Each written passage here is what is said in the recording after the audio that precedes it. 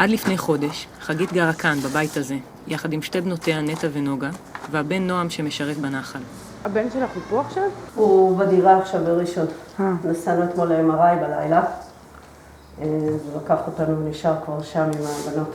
לפני כ5 שנים, במקביל להצפות מי גשמים שהיו בבית, החלו חגית ובנותיה לחוש ברע. לשלושתנו התחילו סימפטומים באותו זמן, סימפטומים שונים. היה כאבי ראש וסחרחורות ועייפות. נוגה התחילה, היא הייתה בכיתה א', אז התחילה עם כאבי רגליים. חשבו שזה כאבי גדילה. נטע התחילה עם הפרעות שינה, הפסיקה לישון בלילה. ומלא בדיקות, ואז התחילה ליפול מרוב חולשה, ואז אשפוזים, ולא מוצאים מה זה, והכל תקין. בזמן הזה המצב שלה היה ממש ממש קשה. התחילו כאבים, ואז אני אמרתי, רגע, אחרי 2 הצפות, ואחרי שאני מנקה עובש מהקירות, כל הזמן, אקונומיקה וחומץ וזה, משהו פה לא הגיוני, והרמתי את רצפת הפרקט שהייתה בסלון, בחדר שינה שלי, וחשכו עיניים מכמויות העובש שהיו שם. מההתחלה באתי לרופאים, אמרתי להם, כשהבנתי ששלושתנו ככה קורה לנו משהו, אמרתי, תשמעו, נחשפנו לעובש בבית. וכל הזמן אמרו לי, זה לא קשור, הסימפטומים שלכם לא קשורים לחשיפה לעובש. נטע, נוגה וחגית אובחנו כל אחת בנפרד כסובלות מפיברומיאלגיה, אולם לאורך השנים נוספים סימפטומים ומתעצמים הכאבים. חגית מחליטה ללמוד ולחקור בעצמה את הנושא, ובחיפושיה מגלה תסמונת בשם סירס, Chronic Inflammatory Response Syndrome from Water Damaged Buildings. הבחנות שאנשים מקבלים כשלא יודעים שזה מה שיש להם, אז פיברומיאלגיה מופיע פה ראשון. מסתבר שלרבע מהאוכלוסייה יש שוני בגן מסוים במערכת החיסון, אשר לא מאפשר לגוף לזהות רעלנים של עובש. If your body gets exposed to toxins in food, water, air, insect bites, and you have good HLA genes, they make proteins that tag the toxins so your body can get rid of it.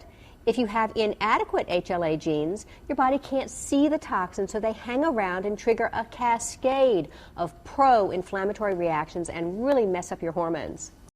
חגית יצרה קשר עם דוקטור שומאקר, רופא מארצות הברית אשר מצא את הגן וחוקר את התסמונת מזה 20 שנה. בהמלצתו היא שלחה בדיקות דם שלה ושל הבנות למעבדה בארצות הברית, ותוצאות הבדיקות מצביעות על כך ששלושתן סובלות מהתסמונת. והבנות באיזה מצב תפקוד? היום המצב קשה. זה הלך, זה השתנה. בהתחלה, בשלבים הראשונים ובאמצע, כאילו כשיש אדרנלין ויש לך מוטיבציה, ובבית ספר זה מייצר המון מוטיבציה, אז הם מאוד רצו לקום וללכת, ונטע עבדה בפינת חי בברנר, וחברים, והייתה המון מוטיבציה, בנים לעבודה, אבל היום הם 80%, 90% מהזמן במיטה. נטע לא הייתה בבית ספר מתחילת השנה. בעצם מאמצע אוגוסט היא כבר בקושי הולכת. כל יציאה וכל דבר זה כרוך אחר כך.